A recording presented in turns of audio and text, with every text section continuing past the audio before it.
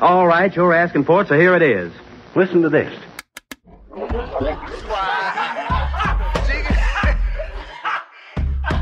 want you folks laughing at. We partners pod, kid.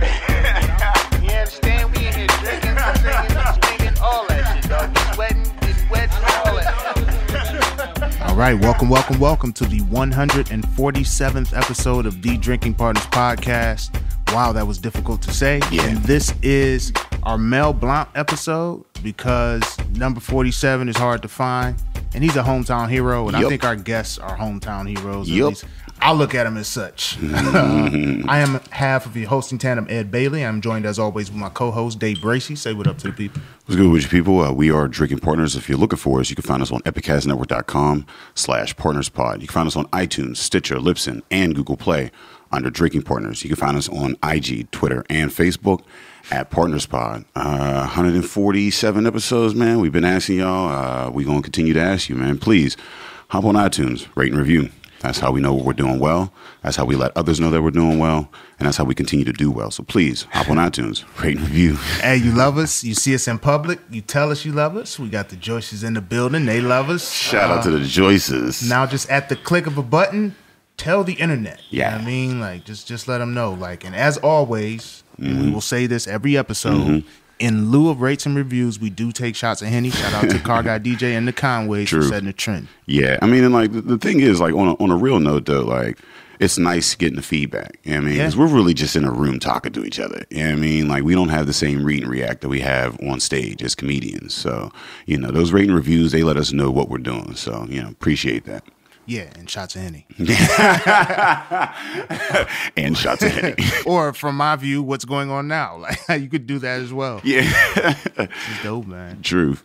What we got coming up? We got first night. Ooh, yeah. First night is down at Byam Theater. You know, check out First Night PGH. Get tickets New Year's Eve, man. It's going to be, you know, it's going to be a big stage. There's 4 shows. It's going to be John Evans headlining and Wally Barham featuring out in New York.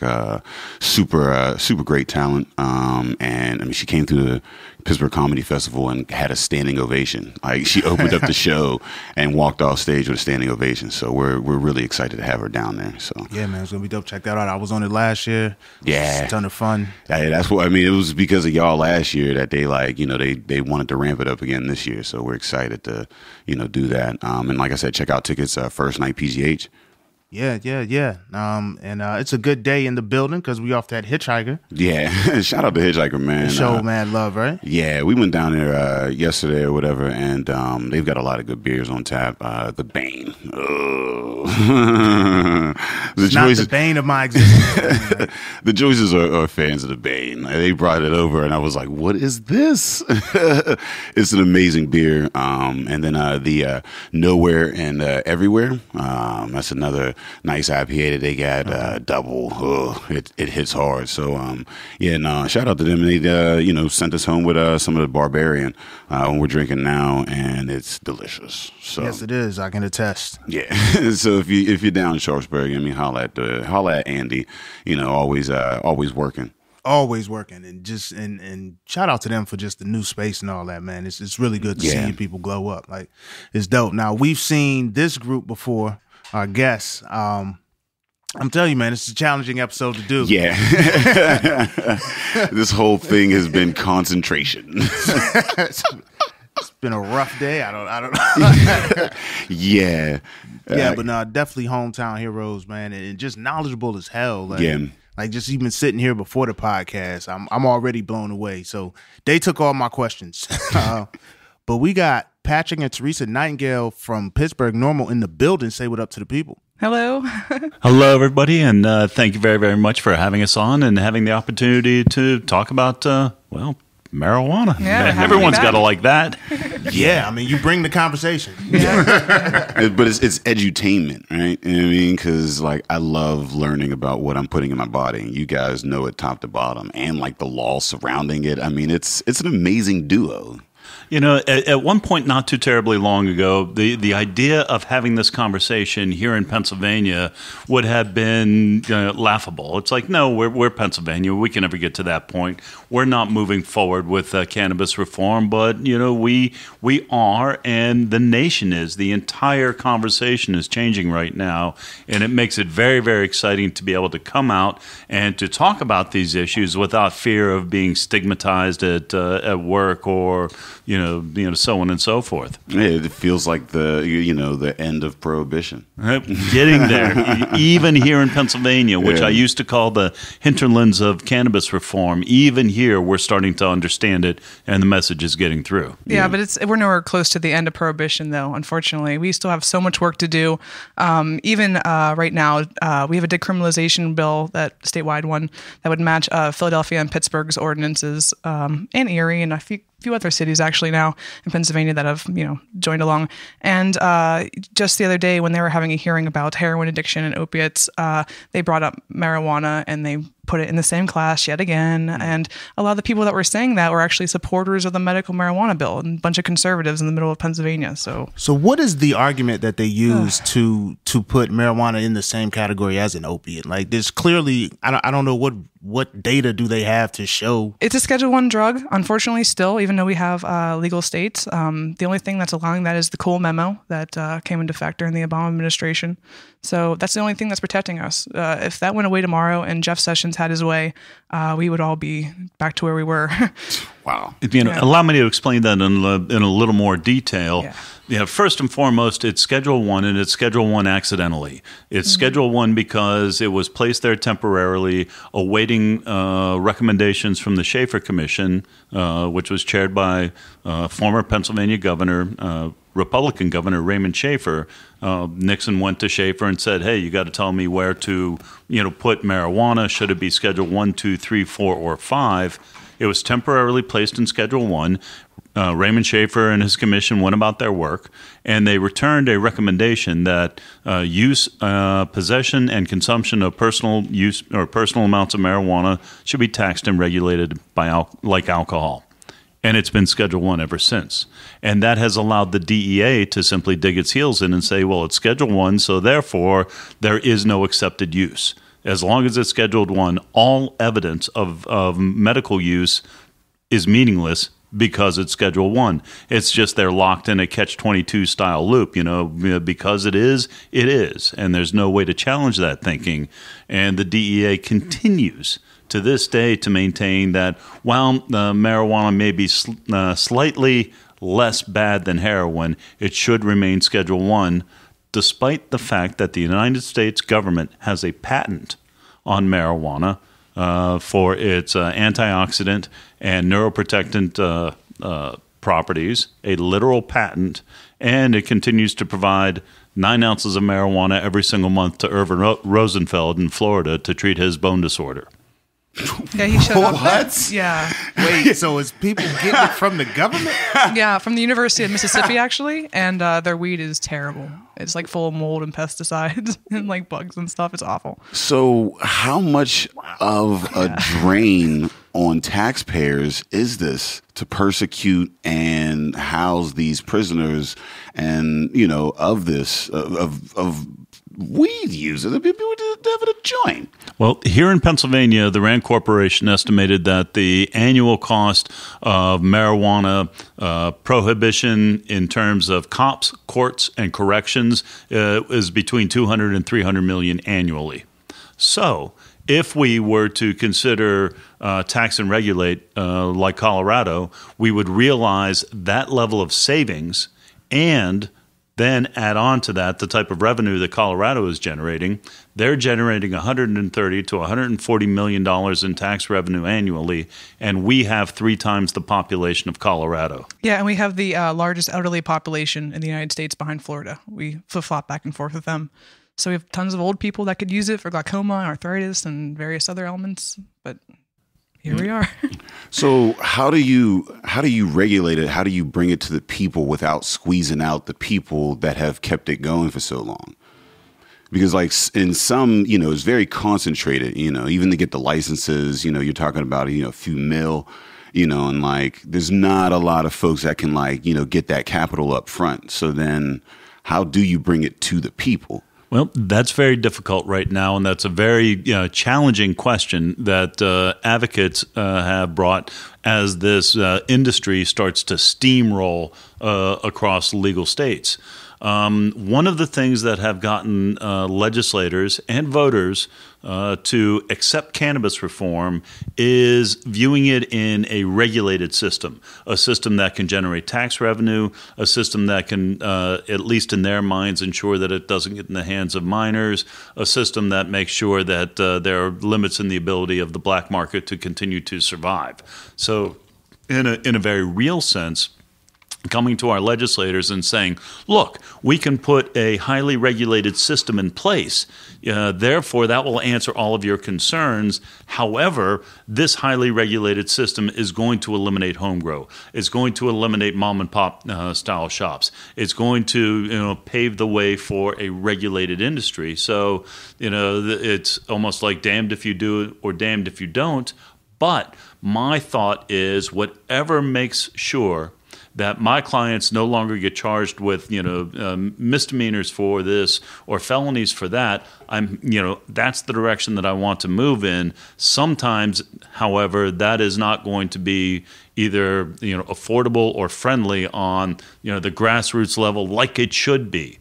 And, we're lucky to have what we have, in my opinion, in Pennsylvania because, as Teresa alluded to earlier, we have an extremely conservative legislature, and any law that gets passed has to go through the Pennsylvania legislature, which is controlled by Republicans. Exactly. Our original bill, SB 1182, actually allowed for home grow, and it allowed for just a flower and a whole bunch of more conditions, and was very more relaxed. But the conservative legislator didn't want it. They wanted to change it to a CBD only nebulization bill, which doesn't even scientifically make sense. Nebulization. Yeah, because you can't really nebulize weed. It doesn't really work. Those inhalers are kind of bunk for the most part. That didn't make sense. So even after showing them all the studies and giving them examples of all these legal states, there's like other states that have been doing this for years. This isn't new. They put their fingers in their ears and just pretended like we weren't even there. They just ignored all those studies, and now we're here. Can't hear you. Yeah, you're like, I feel like I'm taking crazy pills. Bunch of grown ass kids. Yeah, because people hit us up and they're like, "Well, why can't we do homegrown?" And I'm like, I don't know. You ask me. Go ask Turzai, who by the way is now trying to run for governor against Tom Wolf. And geez. That's rough. Well, that brings up an important issue that I think that the listeners should be aware of. Yeah. I don't mean to get political, and I don't know the politics of the listeners of the show. We're of a very safe fuck whoever you want to fuck. Fuck Steve Harvey, but if he's listening. Dave's on the quest to get our podcast muted. Mike Turzai, though, has been he's the House leader, and he's been very unfriendly to our entire movement. And his wife is actually a doctor that works with children with epilepsy, and she actually is supportive of it. But he's such a jerk, and he really wants to play political hardball. I mean, the only reason he really passed that medical marijuana bill, in part, was because they Republicans wanted to privatize or not privatize the liquor. And get that available to everybody. And while I agree with that, I'm not anti that, or whatever, or really anyway, because I don't even fucking drink. But he fought us, and that was one of the major reasons we actually got that through. He likes to pass our bill to the health committee, which is run by Matt Baker.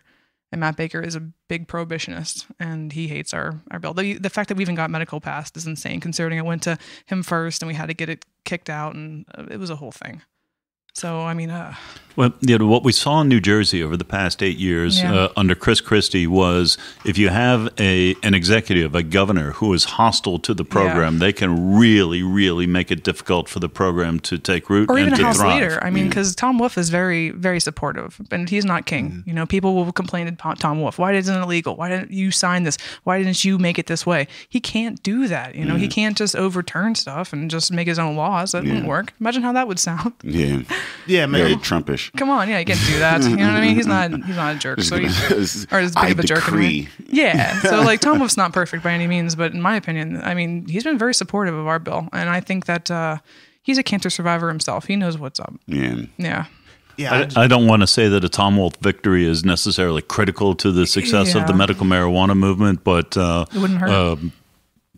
We have a friend, in the governor's office right now, and I think that for people for whom this is an important issue and continued cannabis reform in Pennsylvania is an important issue, we know at least we have an ally who has spoken favorably about decriminalization, who has clearly worked in favor of implementing the medical marijuana program. So for cannabis consumers, they should be aware of that at the very least, and vote accordingly. Yeah, as opposed to Turzai, who fought us tooth and nail the entire way and literally ran down the hallway away from us one time when we tried to bring him information and paperwork. And City Paper ran crazy. A bunch of tweets, and I was like, I hadn't seen them use their Twitter like that like when he came out, because he just came out recently, right?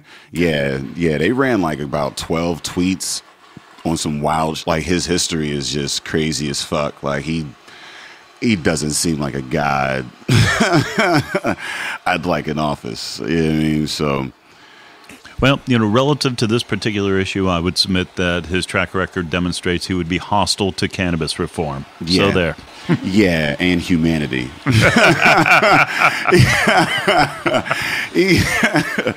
Yeah, fuck that dude. I get confused. I mean, it's crazy to you all's knowledge of this is, for the average or casual cannabis user, how do you get someone into to really how do you try to onboard people saying, hey, you need to know what's going in your body? It's this whole culture behind it. You got the politics, you got economics, and we were talking about strains and all that. They asked what's the difference between indica and a sativa, and a lot of people don't know that. How do you generally onboard people to seeking out that information? I mean, we're all learning every day. You know what I mean? That's just something that there's new information coming out every day. We just learned about how important terpenes are, for example. I don't know what a terpene is. Terpenes are this lovely smell that comes from this jar of some terp sauce we have here. But every plant and fruit and flower and all that has terpenes, like oranges, all that. And a lot of those same terpenes actually are in cannabis, like the lemon flavor, is the same kind of terpene that's in cannabis. So whenever you squish a nice nug together and you can smell that goodness, that's terpenes. And we learned that sorry. My timer's going off. Oh no. We are learning that the terpenoid profile of the cannabis plant has as much to do with the effect on the body as the cannabinoid profile. We've talked about full plant cannabis, full spectrum extraction. We understand that all of the chemicals in the plant working together is what gives the maximum effect. It's been referred to as the entourage effect. And we hadn't, up to this point, really been thinking about terpenes. Terpenes are the chemical compounds of the plant that gives it its particular aroma, and as Teresa said, is found throughout nature. And we're finding that terpenes working with cannabinoids are producing, the specific medical benefits that we're getting and from the plant, so that it is not merely THC, it's not merely CBD, but it's the entire chemical compound of the plant that over includes 400 so far. Yeah, that includes its terpenoid profile. Sorry, not to catch your leg on fire there. I'm sorry. We just get dope. Caught up in watching watching it go. Her dab went up. I've never, that's our first time that happens where someone had to stop on the podcast. My dab went off. It's a culture. It's a real culture. Got to time it, because you got to see these pictures, man. Yeah, if you're listening to this podcast and you don't know, there are pictures courtesy of Epicast and Buzzy Torque. Go online at Partners Pod anywhere and look at these pictures of this cool ass shit we're looking at right now. It is insane. Check out my stash. It's important to actually time your dabs, because we learned recently that hot dabs are actually carcinogenic, and anything over 700 degrees is kind of a not a good move. You want to time it low and slow, and maybe if you gotta waste it to taste it, as the kids say. You gotta waste it to taste it. Low and slow, you gotta waste it to taste it. I'm telling you, it's a real culture. We start getting rhymes. Yeah. DJ Nightingale. There should be like a yoga class of like marijuana consumption, like cannabinoid consumption, and that's just it's an exercise. Like she can teach the class. I'm sure. On the dabs. I mean, does yoga go well with dabs? I feel like they should. Dab 101. Like everyone would take that class. Like if that would be one of your sciences. Like do they have like dab class or like actual schools of study for marijuana growth? Well, that's what NORML's for. Well, for growing, yes, there are people that teach growing technology in legal states. Oaksterdam is one of the more well known to try to educate people specifically on how to become successful growers, because no matter which way you look at it, successfully growing in an indoor environment is going to be difficult, whether it's marijuana, whether it's tomatoes, whether it's oregano. It's not easy to grow indoors and have a steady crop. And to maximize your plant yield from your indoor grow is not something to dive into unless you know what in the hell that you're doing. I disagree. I think that you should just dive into it if you don't know what the fuck you're doing. That's the cool thing about weed, is that it's a weed and it can grow really fucking easy. You'll mess it up a few times, but that's kind of the fun of it. Just kind of like if you're gardening, I mean, there's people, High Times Magazine, Danny Danko, he's a guy who knows what he's talking about. People have looked at him for Growing Device for years. He's a great guy. That's what I mean. You just read those magazines. You hook up with your other friends who grow. You Google some shit. Yeah, you Google some shit. Imagine all our like parents and grandparents who are growing weed out in the woods and having deer eat it and shit, and complaining. And now look where we're at. They couldn't Google stuff. That had to be such a pain in the ass to try to do trial and error stuff. And now you have some. The internet helping people to grow and books used to be like dive illegal. Into that shit. Like reading was illegal for people. You know what I mean? Like you weren't allowed to know how to read. Like books were expensive. It was prohibitively expensive. But in the interest of full disclosure, we are not here advocating growing marijuana in the Commonwealth of Pennsylvania because that's a fucking felony. Yeah, don't do that. But I mean, like if you can legally do it, you should definitely try to just dive into it. Because if it was legal, I don't think I would try to grow my own because I prefer just the convenience of buying it, But I would probably grow a plant or two just to see if I could. I don't know. And well, I mean, same thing with like with I would get some auto-flowering seeds in one of those small little grow containers. Oh my, absolutely. Yeah, I mean, like it's the same thing with brewing or whatever. Like, I mean, some brewers they just jump into it, and they learn as they go around. You know what I mean? And some give it up, some stick with it, but. It's the same concept. Exactly. And when you go to big events like Cannabis Cups or other expos and stuff, people trade seeds and clones seeds. Yeah, and clones a lot too. I mean, some clones can go up to $1,000 depending on what the strains are. Something like Death Star or something that's popular right now, like garlic cookies or something nice like that. Garlic cookies. Yeah, yeah. Or this New York Diesel that we have. This is actual.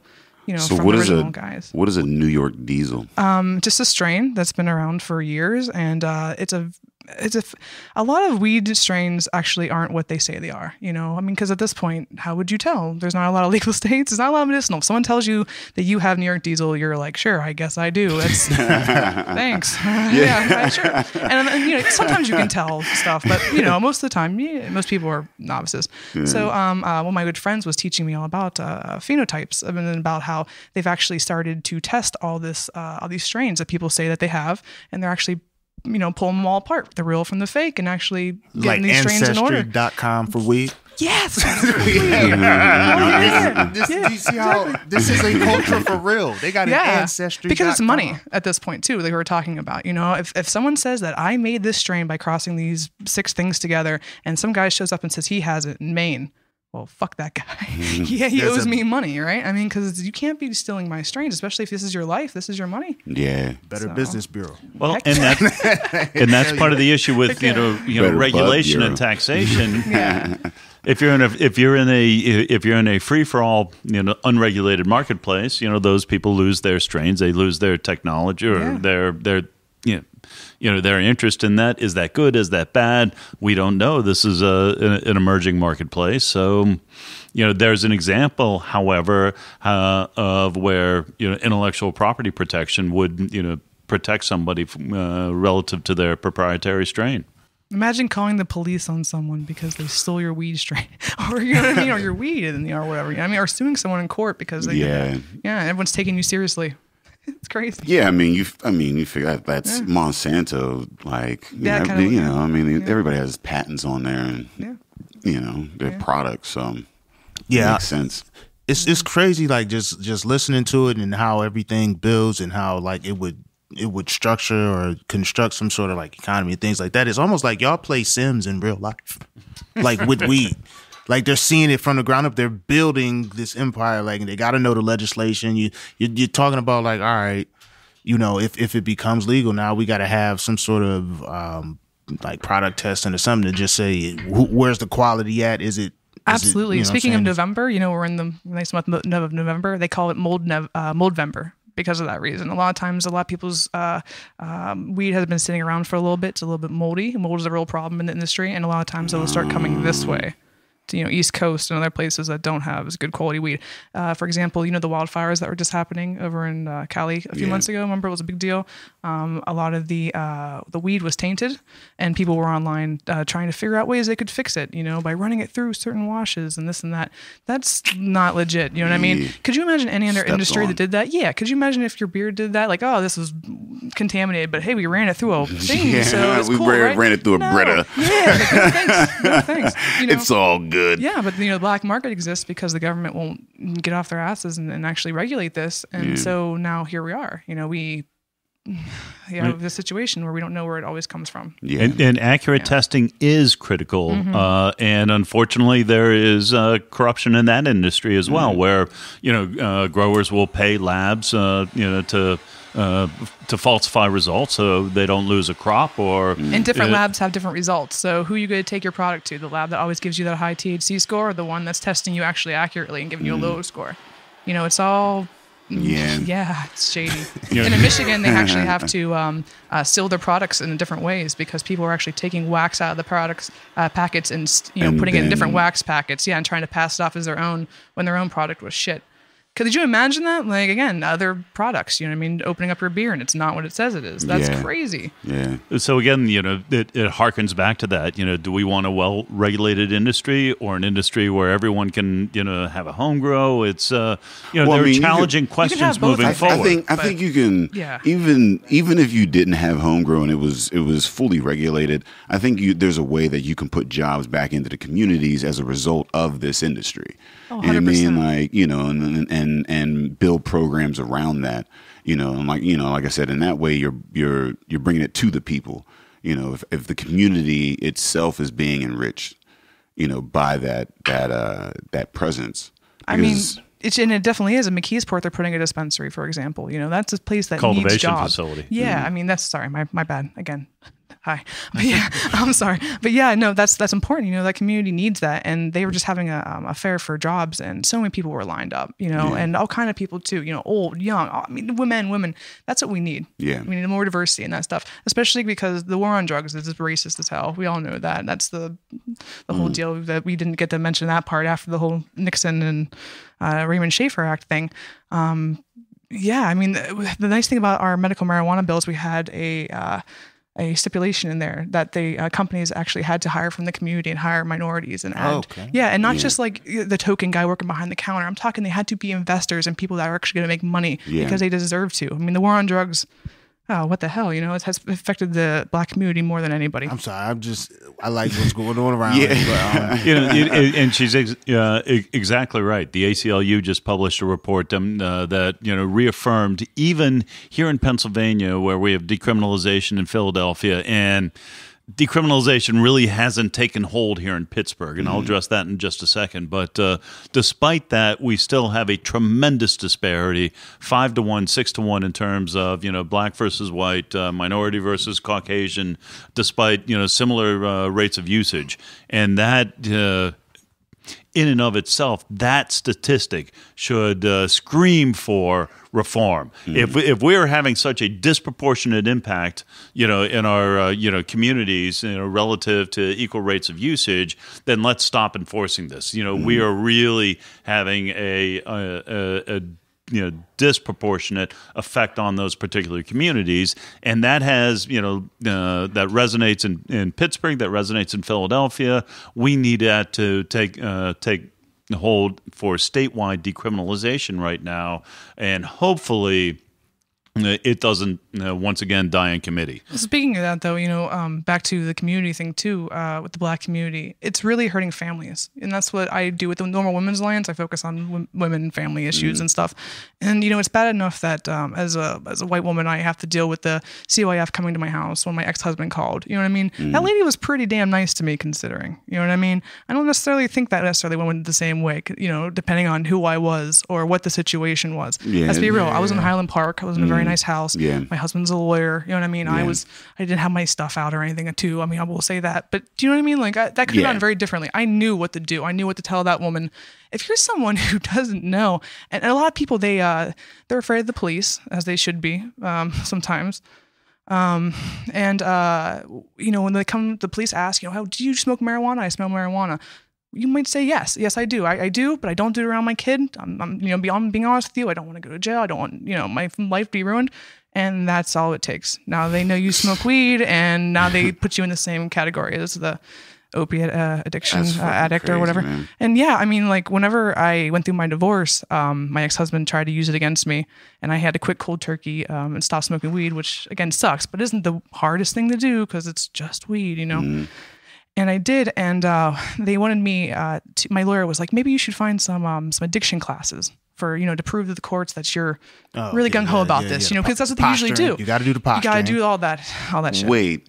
For weed? Yeah, and I for weed because I don't like I said again. I don't smoke cigarettes or take alcohol. I'm just weed. And again, we don't consume around them, but even so, you're gonna do what you're gonna do for your kids, though. Yeah, you know what I mean, my daughter. I understand you doing it. Like, sure. I would do the same thing. Yeah, I'm just like, that's some wild ass shit for you to tell me. Like, I gotta go to some rehab. Yeah, for weed. And then I started calling around. I got a job. For real. Yeah, and I started calling around, and no one actually has a weed rehab. It does not exist. So the one guy actually told me, he's like, you can sit in on my classes with opiate addicts and other people, but I don't know how much you're going to get from that. I'm like, dude, I just need you to sign a paper saying I fucking care, I guess. And he was like, I get it. He got it. But I did show up to a few of them, and it was silly. But that's just but fucking for weed, crazy. It's funny, but it's fucking tragic. Yeah. I mean that's wild as even hell. now, I worry. I mean, speaking of the medical marijuana bill not being perfect, one of the protections of that bill is them not being able to use that against your custody rights, and that's one of the reasons why I will be applying for one of those cards, as a matter of fact. One of the main reasons, besides the fact that I am a cancer survivor and do qualify for one as well. But, that's more important to me right now than even my own cancer stuff, because the idea of losing my kid for weed is fucking ridiculous. And it makes me just want to get sick. Yeah. Because no one should ever have to go through that. No, not at all. So, like with the decriminalization, where do we stand in Pittsburgh or in Pennsylvania? So, what are the parameters of the medical bill that passed? If you are a registered medical marijuana patient in Pennsylvania, which means that you have one of the 17 qualifying conditions, that is available through the Department of Health's website. Just Google Pennsylvania Department of Health medical marijuana, and it will get you to the right portal. But basically conditions such as cancer, HIV/AIDS, PTSD, chronic neuropathic pain, epilepsy, seizure disorder, gastrointestinal disorders, Parkinson's, Huntington's disease. So, the big one, I think, for a lot of people is that it does encompass chronic neuropathic pain. So if you are a patient with one of those qualifying conditions, you can apply to be seen by a doctor who is registered with the program, register with the Department of Health, and if the doctor who is registered with the program approves your qualifying condition, you then become a Pennsylvania medical cannabis patient, and you can lawfully possess medical cannabis products purchased from a Pennsylvania dispensary. But that is the limitation right there. Even if you're a registered patient in Pennsylvania and you have your card, you may only be in possession of products that are purchased pursuant to that card at a Pennsylvania dispensary. Kind of like wine and spirits, basically. Kind of, and they track those purchases through their internal inventory tracking system, so that you can't keep going back to the dispensary to double, triple, quadruple up on your recommendation. Now, sorry, not to cut you off. I just wanted to mention that the portal from the Department of Health, when people try to add their information, is a little bit touchy, and people were saying that it didn't work and they were getting kicked off. If you go to apply for that on there, and I got kicked off, for example, for writing Boulevard instead of BLVD. Because BLVD is actually on my driver's license. Okay. Yeah, so you need to exactly, if there's something in caps for some weird reason, put it in caps. You know what I mean? It's strange, and keep on doing it. And even if it says it's kicked you off or that it's logged you off, just refresh the page and you can keep on doing it. Sorry, that's a question we answer a lot on the NORML page. It's really touchy, and go figure. It's a government site. In order to register as a patient, to repeat, you have to go to the Department of Health's website. Department of Health, Pennsylvania Department of Health, medical marijuana. You can register as a patient through that, and then once you see a physician who's registered as well with the Department of Health, then you'll be issued a card from the Department and of Health. This is all listed. It's a very nice website otherwise, besides that little glitchy part, right there. But it tells you a lot of information, and the doctor's information's right there as well. So the list of registered physicians is available through the Department of Health's website. So you can go right there, look regionally to see what physicians are in your area, and then reach out to those physicians to see if they're willing to make a medical cannabis recommendation, take you on as a new patient, so on and so forth. The important thing to remember about this right now is even if you become registered as a medical marijuana patient, until the products are available at dispensaries, you may not lawfully possess medical cannabis in the Commonwealth of Pennsylvania. So, even if you get registered, until you can go to the dispensary and make the purchase, you still do not have legal protection under our Medical Cannabis Act. So that's a little bit of a, we're almost there, but until, the product that you're in possession of comes from that dispensary, it ain't legal.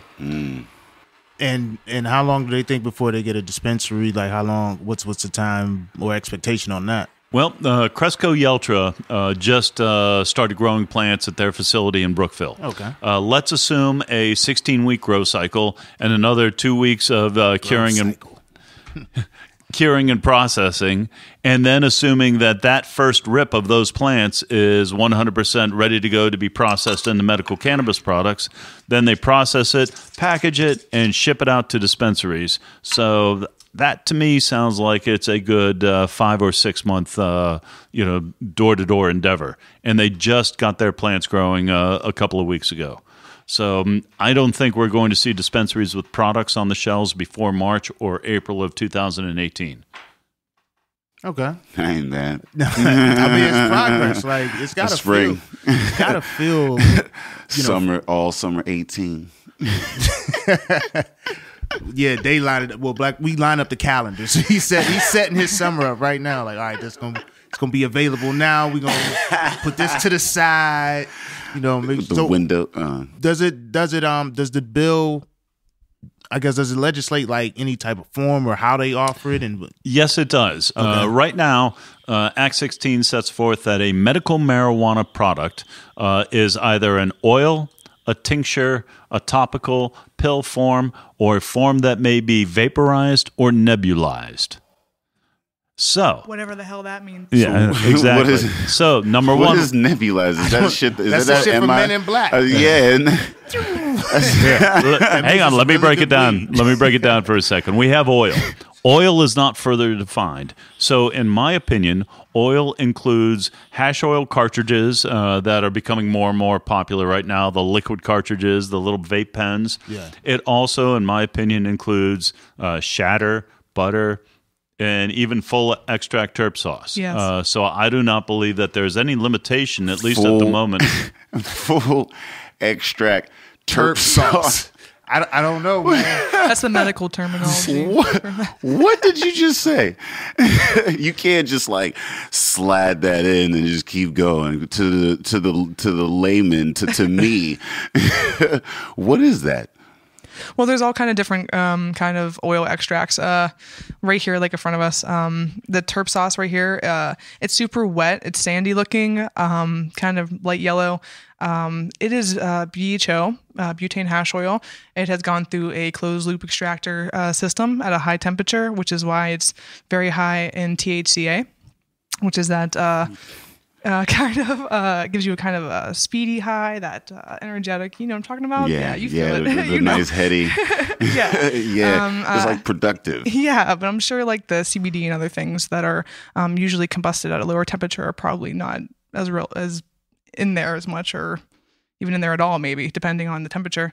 Unfortunately, I don't have the results because black market goodness here, but but yeah, we also have Shatter, which is another kind of hash oil. It's a very glassy kind of consistency, like an amber colored product here. I don't want to touch it too much with my fingers because that's kind of taboo here, but you'll see it's kind of see-through here on here.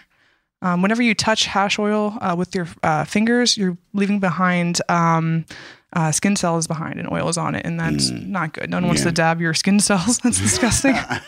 Yeah, never even thought of it. Yeah, most people don't. And again, we're learning every day. It's not even like a snooty kind of thing. I didn't know that. I used to grab my slabs and take pictures on Instagram with my hands and. Look at this. And people checked you. Yeah, no. No, I started seeing other people do it, and I started seeing other people get cut up on, and I was like, oh, sure, not doing that anymore. Oh, no. But that's the great thing about parchment paper here. You can use that as the tool as well, along with this glass dabber tool. Yeah, you've got a nice setup. It's like a little circus. Colorful. Yeah. I mean, we also have rosin. It's like tech alchemy. Too. Yeah, it really is. It's gold. It looks like crystals and gold, doesn't it? It's cool. But, so circling back around, there's nothing that restricts anything about Act 16 from any of these particular hash oil products. He always got his head on the swivel. Saw the segue going there. Let me bring it back in. So medical marijuana products include everything that was just described, but it's going to be up to the cultivator processors, what products are they going to be manufacturing, but there's no restriction on the type of hash oil products that may be available or the type of method from which they're extracted, whether it's full spectrum extraction, solventless, BHO, CO2. That's going to be up to the processors, the license holders, and those are the products that are going to come to the dispensaries. Topicals are going to be there, so I don't know how much our grower processors are going to be making in terms of topicals, but we'll see. That's what's going to show up on the shelves. What does a topical do? You just rub it in and then you just Some people report feeling like numbness or tingliness after putting it on. Like icy hot? Well, actually a lot of them, arthritis or inflammatory pain. Yeah, a lot of them actually do have camphor oil in it, or the things that you'd find in like Bengay or icy hot already in it. Plus they have the weed oil in it as well. Usually Tiger hemp. Balm shit. Yeah. So what is that? Would it smell like cinnamon or something? I mean, they're all different. Some's lavender and stuff. Yeah, I mean, they have bath bombs too. They're really cool and stuff like that. Bath bomb. Yeah. They don't make you high, but they're supposed to be good for your body. Can't hurt, right? I get stuck on. So, what is the argument against any of this? Like, what is the actual argument against it? Like, if there's no data to say that. Because you can't overdose. It's a lack of education, I think. Imagine all the years we've had with propaganda. You know what I mean? All the older people, and only 12% of Americans consume cannabis on a regular basis. So 12%. Yeah, give or take. Really? There. Yeah, that's not a lot. Most people don't smoke weed. That isn't at all. Yeah, and most people don't care. I mean, look at politics right now. We see how crazy it is, and Trump and all that. People don't give a shit about politics. I mean, we are on Pittsburgh NORML page. We have, for every 10 people that tell us that we're assholes for not having home grow in the bill and not fighting for their rights, there's like one guy on a bus that wants to go to Harrisburg with us in a cold ass morning. You know what I mean? And none of us want to go. We understand people work and stuff, and it's annoying, and it is. And no one wants to sit on a bus with a bunch of Wookiee stoners. I get it. I don't want to do it either. But you got to get out there and you got to do it. And just calling them and sending them emails and petitions, I mean, it's good. I'm not saying don't do that, but that is not what makes these laws change. You actually have to set up appointments with these guys, and they're going to tell you no, and they're going to dick you around, but you got to be consistent. You got to show up if they don't want you there, and you got to say, I'm here to see you, and hey, I vote for you, or I could vote for you, and you work for me, and yeah. Let's do this. I'm not going to vote for you again. Yeah, knock on the door. Yeah, I mean, look at McCall. McCall Pappas. He just won because enough people are pissed off or kind of grossed out by what's going on right now in the administration, and I think that's going to have a trickle down effect. Hopefully, it does. Hopefully, it gets more people that are our age to go out there and care, because I get it. It's not the most fucking appealing thing. It's kind of boring sometimes, but guys, we really have to do something or weed's going to be illegal forever. This is something that has been going on since the 70s. It's a joke at this point about the, look, the NORML table. It's a bunch of stuff. Dude, come on. This is getting silly. Let's legalize this. Let's get this done. We need help. Yeah. And families are getting torn apart. Yeah. People get shot.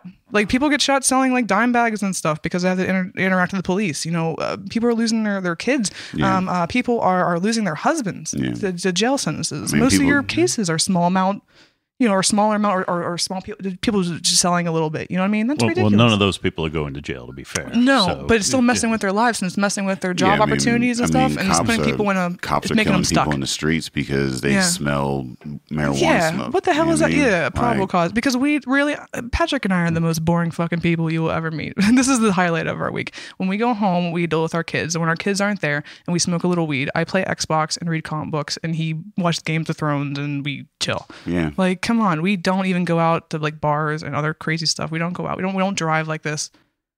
What is the disconnect here? These other states are having a great time. Yeah. But to come back to your earlier question, what is the argument against this? Sum it up in 3 points. Gateway drug, what about the children, increase in DUI and criminality. So those are the three arguments against it. So if you want to be well versed in making an argument in favor of cannabis reform, you have to be ready to address the gateway drug bullshit. You have to be ready to address the what about the children. Well, what about the children? Look at Colorado. The children are fine. This child high. Yeah. I was In high fact, when it happened. what about the children? A lot of children are actually getting helped by the medicine. A lot of kids with seizure disorders, and the other children are actually getting that aren't sick and don't need the medicine. Thankfully, are using that tax money for their schools. I mean, I'm pretty sure Pennsylvania could use a good money, bomb right there for the schools, right?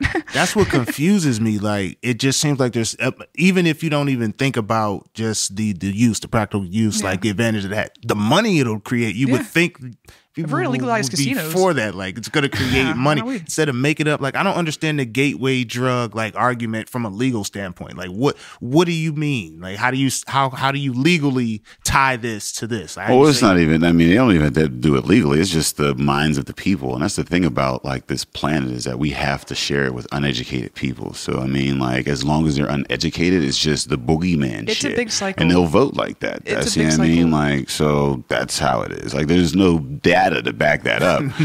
They just say it enough, and people believe it. Well, some of the reform that we've seen over the past decade with, the continuing expansion of medical marijuana programs, a overwhelming, public support for medical marijuana. And now, according to recent polling, we've got 60%, national polling in favor of legal marijuana. We are winning this discussion. We are winning it with hearts and minds, with the voting public. We're just not quite, what I like to say is we might be one generation of politicians removed from this being a done deal, but we should not have to wait, 1 minute longer because in the meantime, people are suffering. Just like Teresa said, families are being ruined. People are going, being arrested and having their lives wrecked. And the states around us are making a shit ton of money that we're not. Like New Jersey's about to legalize. Yeah, man, that's what I'm saying. It's like there's a race, man. Like if Ohio goes like mad legal, that would be and you're on that. Yeah, I mean, this podcast might have to move to Cleveland. No, oh God, no. I'll be visiting my mom in Canton a lot. Buzzy, isolate that sound bite. I want that to be Dave's ringtone on my phone. That's how we will have to move this podcast to Cleveland. Excuse me. But truth, man, we gotta we gotta get there. We're losing money. Yeah, because what do they think is going to happen? You think people are just going to stay here? Yeah, you'd be like, I mean, you're not going to drive over the border. Stand with the yes. That's what happens in Colorado. Yeah, look at Utah right? right now. They have police lined up at all the major highways because they know what the deal. Come on, I mean, dude, the black market's going to exist whether they like it or not. And if there's a legal state 5 hours away or whatever the hell it is, I'll be there. As everyone else. Atlantic City's going to be lit again. Guys, it's gonna come back. They got that. They need that. So, what do you think? What do you think America looks like if we totally decriminalize? Like, what does that look like? Like, how does that work? Just like now, only not as scary for everybody. Yeah, decriminalization I don't think is going to have that much of an impact. It just means that casual users or possessors aren't going to be jammed up with minor arrests. It's legalization, and the ability to potentially, regulate an emerging industry that I think will, signal a shift in how this country embraces or looks at this expanding industry. But decriminalization, whether on a state level or a federal level, at the very least takes away the criminal stigma from possession. It doesn't allow you to possess, but it doesn't saddle you with a crime or a potential conviction that's on your record for the rest of your life. So in terms of baby steps, decriminalization is critical. Any path forward that ensures that if you get caught with a joint, you don't have a criminal record is critically important for cannabis consumers in the short term. Is it the end goal? Is it the end of the advocacy? Absolutely not. But it is necessary in the short term, especially as more and more people are willing to consider cannabis for medical use. I mean, what about the person whose condition isn't approved yet? We're going to make that person a criminal, just because, the Department of Health hasn't approved the application for diabetes, for example, as an approved condition. Yeah. I mean, we're really getting to the point where recreation is medication. Yeah, I mean, like, what if I got a condition like a child? Yeah. or 3. I mean, that would fall under PTSD, I believe. Like life. Like, I mean, it's like you said, it's silly. Mm-hmm. You know what I mean? And like put that on somebody's record to like ruin their lives over that shit. Like, man, this shit is just. Now we have all kind of people across Pennsylvania fumbling through their medical records trying to fit under one of these goddamn guidelines. You can't OD on this shit, right? Yeah. No, it is absolutely impossible. You can't. I have tried. I have been down here diving in this sauce, and I was lost in the sauce. How many other drugs can you put in your body and not OD on? Almost you could go drown yourself on water right now. Yeah. Go drink 3 gallons of water and you will drown yourself, and that's coming out of your faucet. Literally, the marijuana's cannabis's LD50 ratio, that level at which a certain concentration in the bloodstream would lead 50% to have a fatal overdose. Its LD50 ratio is so low that it would literally require a human being to ingest 1,500 pounds of marijuana in a 15-minute interval. Damn. Yeah, impossible. Even with the most ridiculous concentrates and edibles, you can't. You're far more likely to die from having a bale of marijuana dropped on your fucking head than from consuming a toxic amount. Yeah. In fact, in the words of Pittsburgh's renowned forensic pathologist, Dr. Sarah Wecht, I have never seen a cause of death attributed to acute cannabinoid toxicity. Wow, I fucking pulled that off. This shit, that was amazing. Bravo. This shit is illegal? Why? Yeah. I know. I feel like I'm taking crazy pills. It says lethal is water. Yeah. And we have it's safer than water. You can drink yourself to death. You can't do it with weed. It's safer. Safer than that should be on the. That should be when you drop the document in front of the judge. Like, weed safer than water by Patrick Knighton. That is a selling point. Yeah. I mean, not to. You can't OD on it, but people do freak out sometimes taking too many edibles, and that's a situation too. You know what I mean? We all joke around, we're all cutting up and stuff, but edibles, for example, are not regulated or they are regulated. Edibles are not allowed to be sold in dispensary stores, which is silly. But you're allowed to make your own edibles if a doctor recommends that. That's a good option for you. So we're gonna have a bunch of people at home, some grandma who has glaucoma, who's gonna buy some of this, and she's gonna put it in a bunch of cake. And she's going to get fucking ruined, just destroyed, just Nana's gone. You know what I mean? And she's going to hate it, and she's going to tell all her friends that is horrible. That should have been illegal, and we were wrong. We were wrong. Go vote against that. You know what I mean? And that's not good. You know what I mean? We need the edibles situation fixed in our bill a lot because edibles are dicey, even in legal states. Whenever Patrick and I have been to legal states and we've done edibles and tried them. Whenever they're tested, you'll see the results are crazy all over the place. And 100 milligram edible sometimes will test at 50 milligrams, and sometimes it will test at like 300, and sometimes it tests like spot on or close. You don't know. You don't know what you're getting necessarily, and that's. So is that the challenge to getting edibles altered? Just like that they can't regulate. Well, we're trying to. Distillate actually seems to be the move to get that in check. Okay, so people can make edibles out of marijuana butter, or you can make it out of oil. You can decarb this concentrated oil and put it in stuff too. I like that a lot because it takes the weed taste away from things. Distillate is usually trim run oil that's in either tubes or containers that you can add, and it's usually in tubes for the reason to make edibles, because you can squeeze out the dosage and know what the hell how much you're dosing. You know what I mean? Because again, you don't want to be too high. That's no fun for anybody. You get dizzy, you get kind of nauseous, but you won't die at least. I mean, again, you won't die. You have a story. You might think you're dying. You come out with a story. Like, yeah. But you don't want to Marlene McDowd yourself. Yeah. You know what I mean? And end up, I mean, I try not to do edibles unless I'm in a safe environment. My very, very good friend, who I can't name because of all, of course, laws, makes the best edibles. And it's amazing when we hang out. She puts so much time and effort into making these, and she's doing all the processes, or the whole process like you're supposed to, gloves, and making sure her hair is away and up, and she's making sure everything's sanitized and clean, and she's packaging these up in these child-proof containers and doing everything you're supposed to do. And it just the fact that she can't go do that and make money for herself and pay taxes on that is a shame. She deserves to do that. That's silly. Yeah. People deserve to have these treats. I don't know. It's crazy.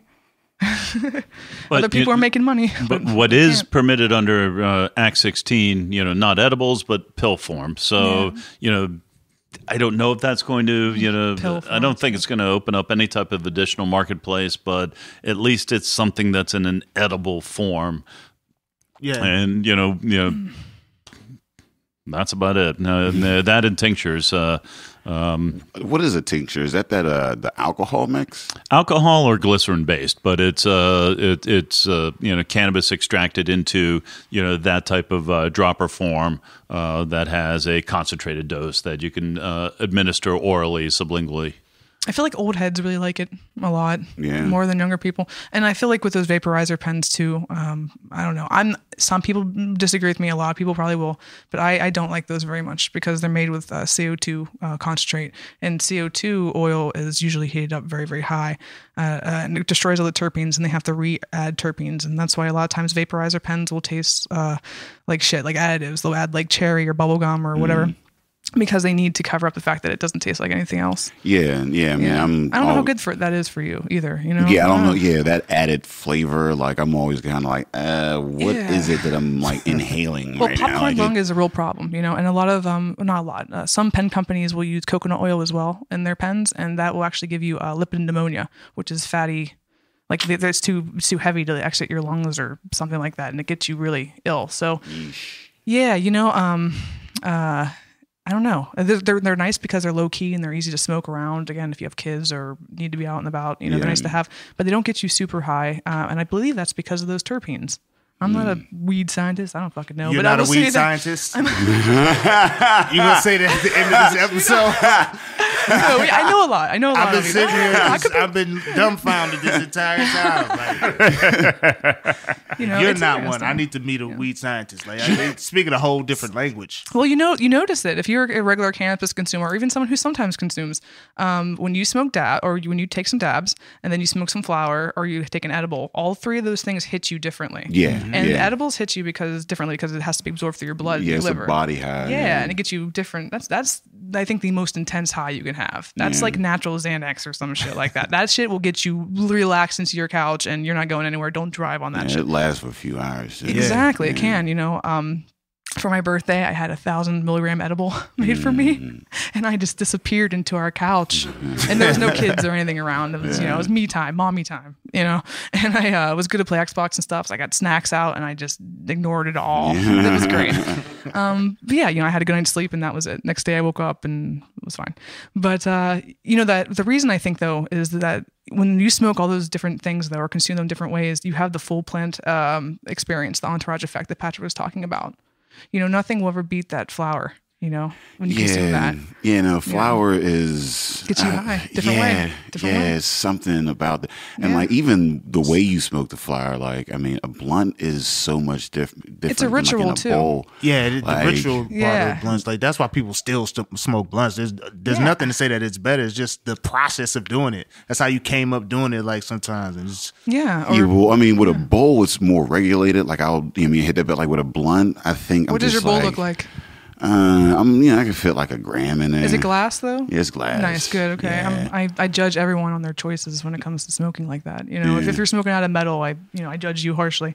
Whenever I first met Patrick, he's not here to defend himself, so I'll talk about him.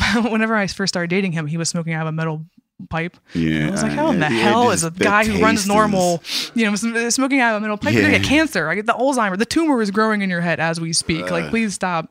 And he did. So decriminalization will bring in where women are judging you by your method of intake. Yeah, absolutely. Someone needs to make a Tinder, for just potheads where we see how you like to smoke and we can judge you on We're that. creating different industries, man. I'm telling you, it's like Sims in real life. We're just watching it grow. I did that. I did a stoner speed dating event for Pittsburgh Normal Women's Alliance. And it was just a bunch of stoners, and I got them all together to chit chat, and a bunch of people left together, and a bunch of people made new smoking buddies.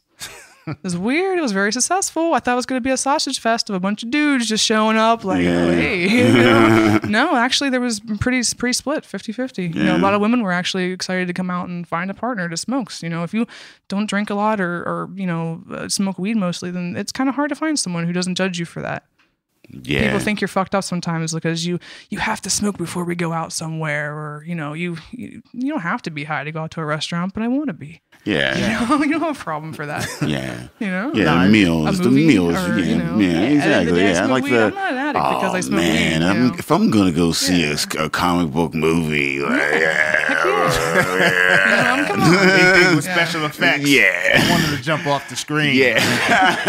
That's a stigma though, still attached to it. Especially with women too. A lot of times they think that if you're a woman who smokes weed, you're a certain kind of way, and that's not true. I think that Broad City really helped that. It's just such a natural thing for me, and it's just not a. I don't really, but there are folks like you got your uppity folks. Absolutely, and but those uppity folks tend to, they tend to have other vices. Come on, man. Why are you mad at my fun? You know what I mean? And honestly, there's nothing cooler than smoking with your partner, like your counterpart. Like if you could smoke with your partner, like this. Yeah, that's what brought Patrick and I together. Man. That'll settle an argument. Yeah. Pull out a new device. Pull out a new toy. Like, why are we fighting? What are we really arguing about? That's it is fun. I don't know. It's changing. I like going to the glass store and picking out pieces for him sometimes and surprising him and. Oh, that is that's cute. Yeah, and he buys me weed instead of jewelry and other stuff. I prefer that. He knows how to make me happy. Hey, fellas, get you a woman that times your dabs. If she got your dabs timed in her Apple Watch, and it just go like hit it now, hit it now. That is teamwork. And you have to clean it out with a Q-tip afterwards. Clean up all the. Keep your nail clean. Quartz nails, no more titanium. We got to move away from that. We need healthier smoking situations going on here. I look at the Pittsburgh and Puffsburg and Dabsburg and all the other various sweet hashtags that exist on Instagram right now for Pittsburgh, and I see some people smoking some scary shit, number one, and I also see them smoking it in very scary ways, number two. We gotta educate each other, and that's not shitting on anyone. I was hitting hot ass, TI nails a few years ago, too, and taking really hot dabs of some really questionable wax, because we don't have access to this stuff. But as we learn, we need to start helping each other and educating each other on that, because that's important. We can really be hurting ourselves if we're not consuming this right. Yeah.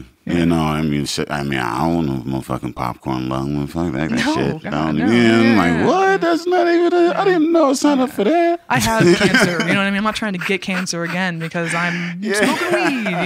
It's crazy. I was dodging a bullet. No. What are some of these like poor choices of method of intake that you're seeing? Oh, just like I said, hot dabs and consuming wax that looks very questionable. Your wax should look light colored. It should be see-through if it's shatter. It should have minimal bubbles. Again, you cannot always judge the quality of your wax by how it looks because it could be Tane soup too. You don't know. Tane soup, butane soup. You don't know, but there's some clear markers sometimes. If it's very, very green, that means there's a lot of plant matter still left in the product. For example, this rosin tech right here, the rosin tech is made by heat pressing down in a pneumatic press, and you put your bud in there and you put it in a like a mesh bag, and that will make sure that the plant matter doesn't get out whenever you press it. But sometimes it still happens and it gets a little bit tinged green, as opposed to this, which is very, very clear. Which again, rosin tech, a little bit of plant matter won't hurt you, and some people prefer it because again, there's no butane in it. But it all depends on personal choice. So they just press that shit. Yeah, they just press it. It's really cool. They just it's fresh squeezed. The motherfucker. Fresh squeezed bud. Yeah. I got some of that fresh squeezed. You can put it in a... That's what I need in my life. Hell yeah. That's a hell of a lunch tray with some eggs, pancakes, and some fresh squeezed on the side. With a little pulp. Yeah, they got a little pulp in that bitch. Yeah, I like a little pulp in mine, Yeah, give me that. Exactly. What? Yeah, it's cool. But it's different if you take a dab of this, you'll get high in a different way than you take a dab of this because there's still plant matter left in this, and that means a different leftover of that's an experience. Stuff. Like you still get the so cool. Yeah. Or you can do what I do and just mix them all together and just take insane huge globs. That you just made Day do a brand new sound effect. I don't know what the hell that was.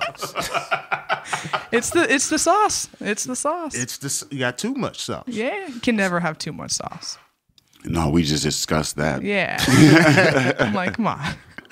So where can the people find you? Information that's out. The people need to know. Like this, there's so many ways that I've not smoked that I can try. Like, and everyone has like a different benefit. And shit, people need to find y'all. Yeah. Well, there's a tremendous amount of information that's available. PittsburghNormal.org is our website. We're also post frequently on Facebook. Teresa has Pittsburgh Normal Women's Alliance on Facebook. For information moving forward, medically speaking, I am also the executive director of the Pennsylvania Medical Cannabis Society. Google that, Pennsylvania Medical Cannabis Society, for additional information. Or go to the website for my new law firm, Cannabis Legal Solutions, and that's www.cannabislegalsolutions.net, where we also are trying to share as much information as we can. We just had what I think was a very successful Facebook Live program to try to just give information about Pennsylvania's medical cannabis program, and we're going to do that again probably right after Thanksgiving to try to continue to educate, because there's so much misinformation right now about how things are going in Pennsylvania and across the country that we think that it's important to bring accurate and reliable information to people. Yeah, we're actually holding a few Pittsburgh Normal and Pittsburgh Normal Women's Alliance events coming up here. I'm sure they'll be over by the time the podcast comes out, but a Women's Alliance event just to get the female community together to see what's going on here. The community is starting to actually form, and we need to get together and we need to see where everyone's at. And I also wanted to share some of my advice about CYF and child, custody exchanges, other fun things, to help you make sure you don't lose your kids, which is always a good thing.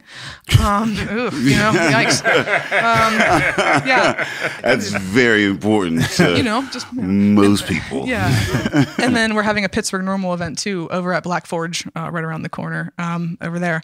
That's going to be entitled Medical Marijuana. Is it right for you? And the answer is probably yeah.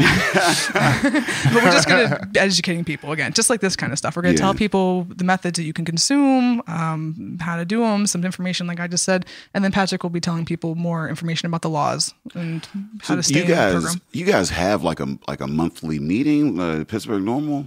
We're trying to get back to that. No, we had been doing it for a minute or two, had a bit of a hiatus. We were very busy over the summer. We were able to go and speak at the Boston Freedom Rally, which was really, really cool. Just neat. There was like over 10,000 people there, and we got to go and tell them about Pittsburgh and Pennsylvania and how we need to use them as an example. I pulled off my Tom Brady joke. He did. He for the car ride up there. He's like, I'm going to do it. I'm like, don't fucking do it. I pulled off a Tom Brady joke. Fuck Tom Brady. In front of 4,000 stoners on Boston Common. Fuck Tom Brady. Do you want to hear it? Yeah, yes. It's like, ladies and gentlemen, my name is Patrick Nightingale, and this is my wife, Teresa. We're from Pittsburgh. You know, the city that still thinks it can beat Brady with zone coverage.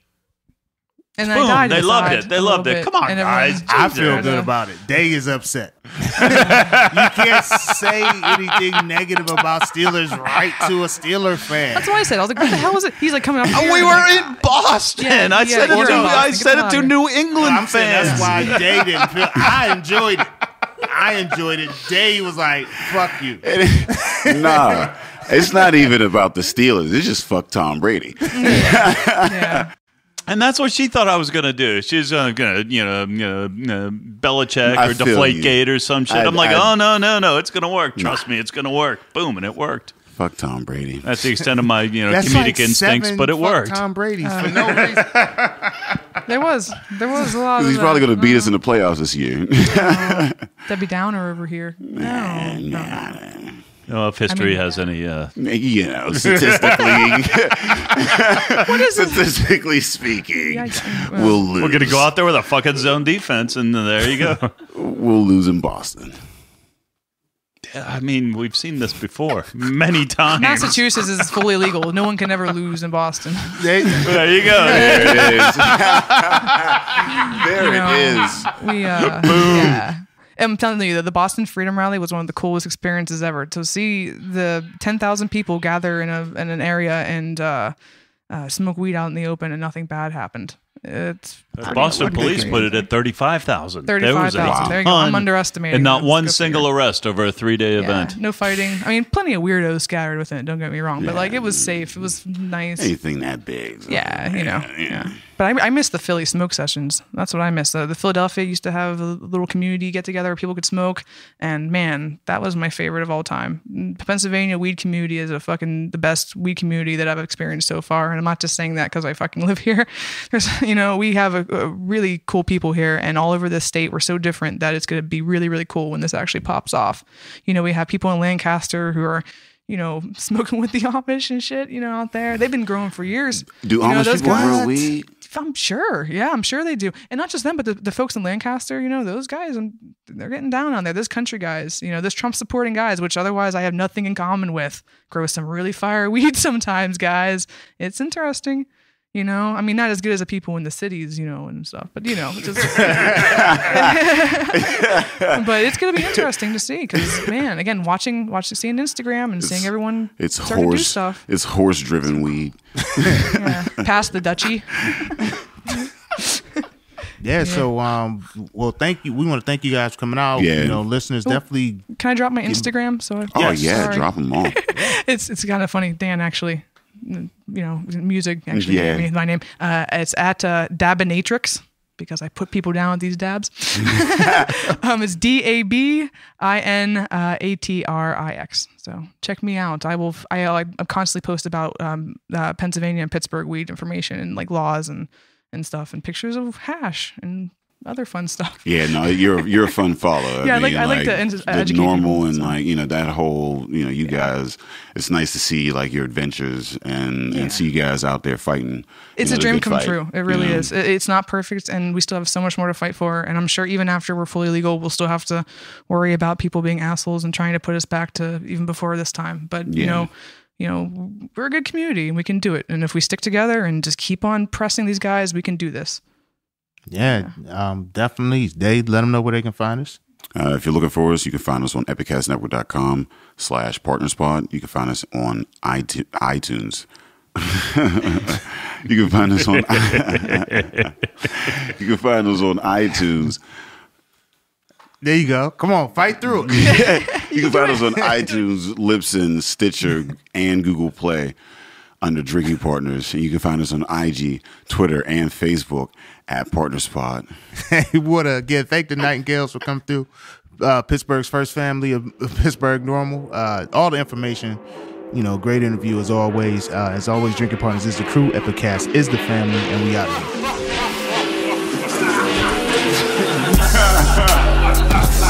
You held it together, so did it all collapse?